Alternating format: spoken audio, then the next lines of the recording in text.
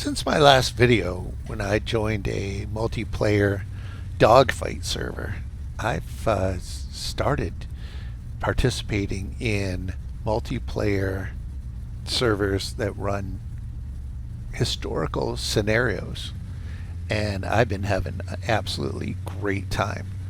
Uh, but what I've discovered is that I'm actually enjoying more flying aircraft that aren't fighters.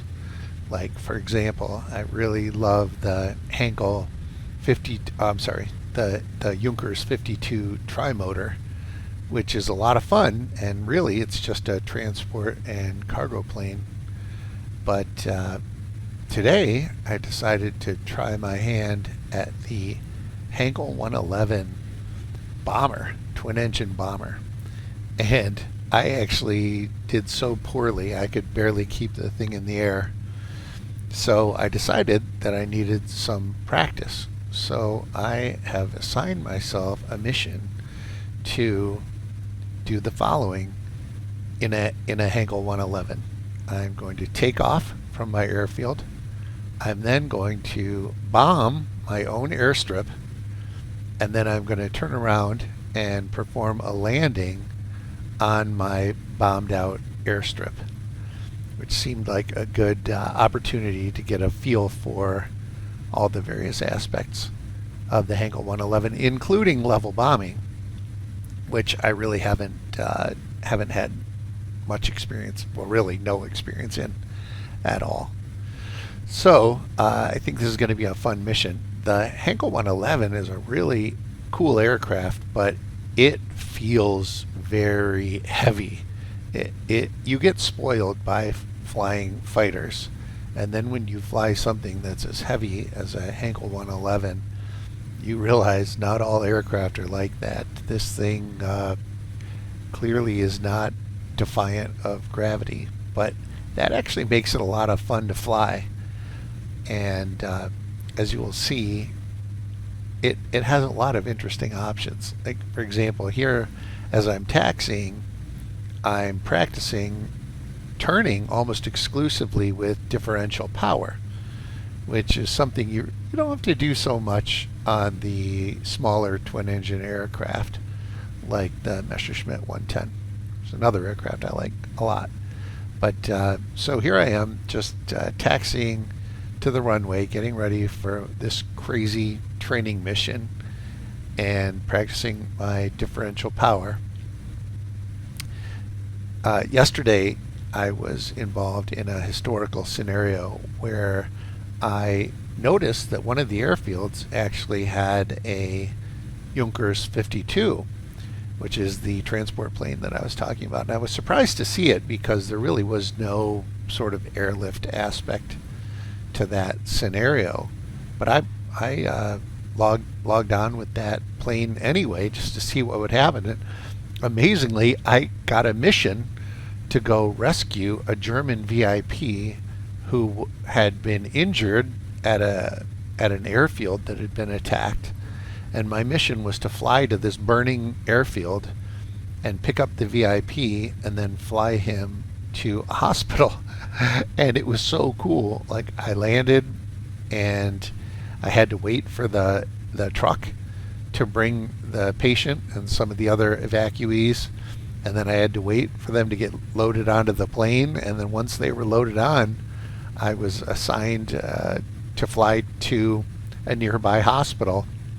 And when I flew to the hospital and landed, there was a special spot where I went, and they offloaded the VIP and the other patients, and they told me that I succeeded, and I actually earned a victory point for our side. So that was really unexpected and exciting. Like, it really felt almost like a role-playing experience within the context of a historical flight simulator. But in any event, today is all about the Henkel 111 and learning to fly this big, heavy beast and learning how to level bomb. So again, using differential power, I'm going to try to line myself up properly on the runway and get ready for takeoff.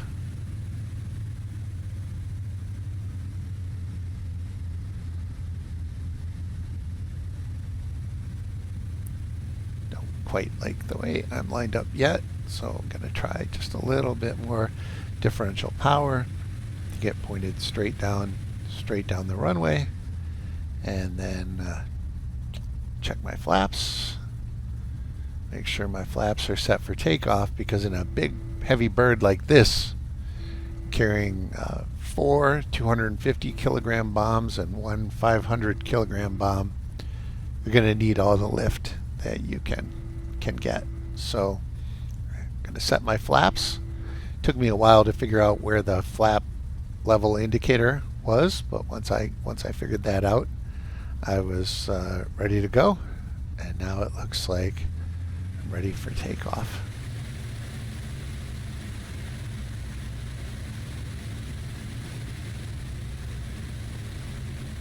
He-111 actually handles pretty well, but as you can see, it is slow, and as I lumbered down the runway, I was determined to use every last foot that I had to get up to speed before I tried to pull this thing into the air, because when I tried to fly the He-111 in the historical scenario, I think I tried to climb too fast and I overheated my engines, and it was not a good situation at all. So determined to make this one a little bit better. So I use up pretty much as much of the runway as I possibly can, and then I pull up into the air, and oh man, those trees look like they are coming up pretty fast, and this plane is definitely not climbing. So bit of a struggle, and it turns out I clipped the uppermost branches of that tree, but fortunately this big heavy beast didn't even feel it. So here's where I really needed some practice, because if you go to full power, your engines will overheat very, very quickly. So, and without full power, it's very difficult to climb. So it's a delicate balance trying to maintain the proper power setting so that you don't overheat your engines and yet can still climb. As my plan is to practice some level bombing, and so I look there, I see that my it looks like I'm getting up around 80 degrees Celsius on both engines, which is fine, but I want to keep them below 100 degrees Celsius, and it's pretty easy to get up there, especially when you're climbing. So at this point I've chosen a power setting that's a little bit high. It's in the combat power mode or range, but I've got my water radiator and my oil radiator wide open, and so I'm hoping that things will work out well. My plan is to climb to 1,500 meters and fly to the exact far end of this lake, which will allow me to turn back around and make a nice long approach against my own airfield, which of course is the target of for my level bombing.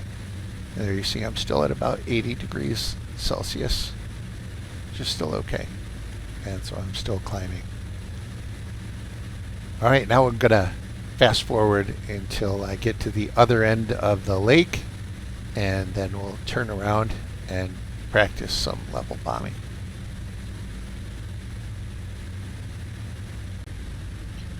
Okay, so here at the other side, the exact opposite end of the lake from where I took off, I start a slow turn to the left,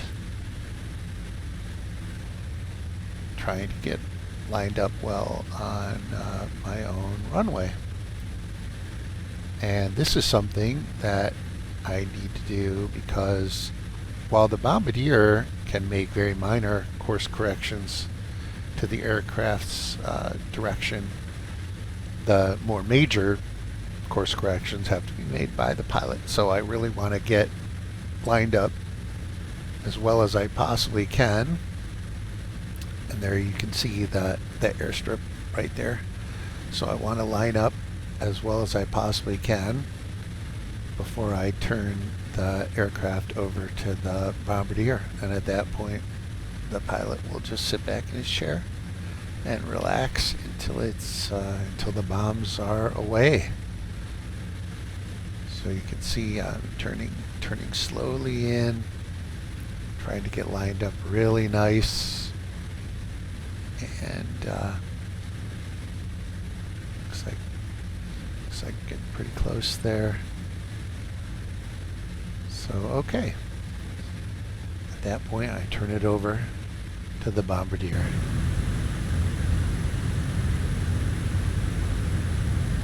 So the way level bombing works in this game is really, really cool.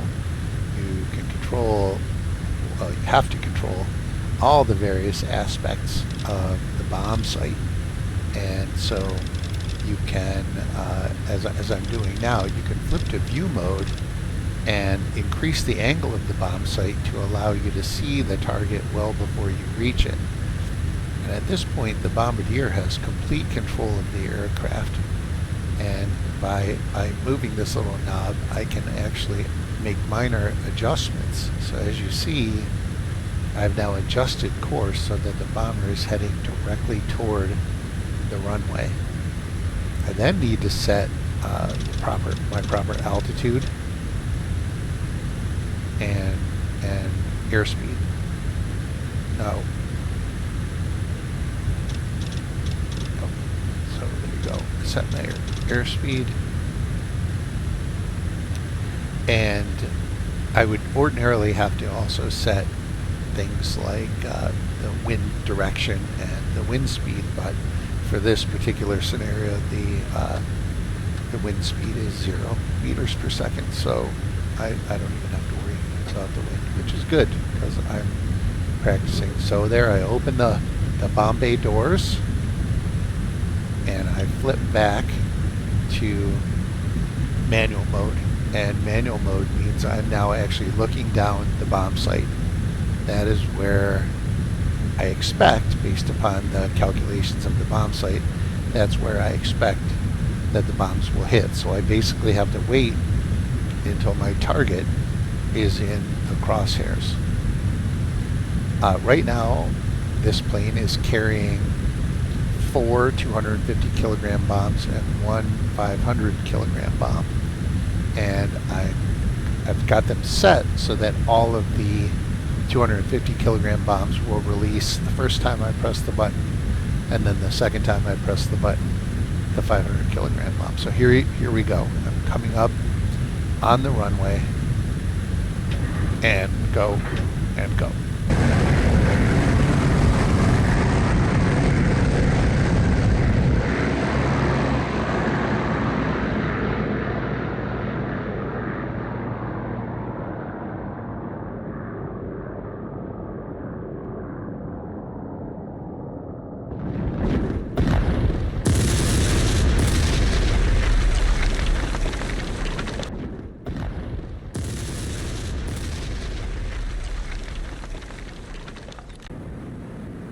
So, with the bombs away, all that remains is to circle back around and land on the bombed out airstrip.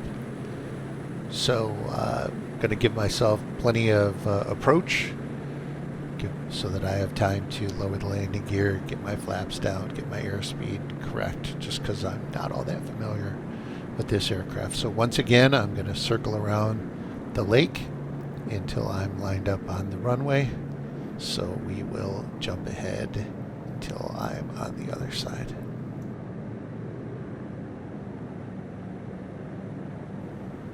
Okay, so here I am, coming up on the bombed out runway. Gonna stay nicely lined up, extend my landing gear, drop the flaps down into the landing position, and give it enough power so that I don't drop below stall speed. Of course, I don't want to go too far above stall speed either, as landing is a delicate balance. As you can see, my bombs blasted some big craters into the runway, so I'm going to have to come in on the right side and hope that I actually avoid the craters themselves and can make a proper landing. So coming in, everything looks good. This plane seems to glide pretty well, although I did have to keep on a decent amount of power to stay above stall speed.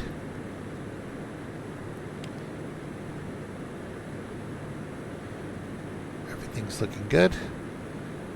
Fighting the float effect of the landing flaps.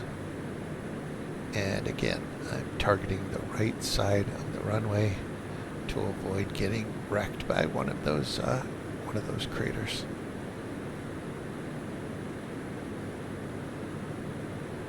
So my goal is to land just beyond them, and looks like I touched down just a tad too early, but it's good. I only just caught the lip of that one crater, and it did not cause me any damage, which is great. So successful landing after a successful level bombing practice. I would say all in all, that mission was great. I feel much more familiar now with the He-111. I really like it, and I'm excited to use it in a multiplayer scenario. Although I think I get one fighter on my tail, and this thing is probably toast. Although I do have a lot of gunners, so whoever wants to attack me is going to have to be at least a little bit careful. So at this point, I'm just going to taxi back. Once again, using differential power, just to get a little practice in on using differential power. I remembered to put my flaps up this time, which is great. I'm learning. And yeah, really enjoy this big heavy bird. Just like I really enjoy the Junkers 52. I think maybe I was born transport pilot. I hate to say I'm born bomber pilot, but maybe a born transport pilot as opposed to a fighter pilot. Plus, which in real life my eyes are horrible. I could never be a fighter pilot anyway. So, gonna jump now, skip the taxiing, jump to the end, and we'll wrap it up.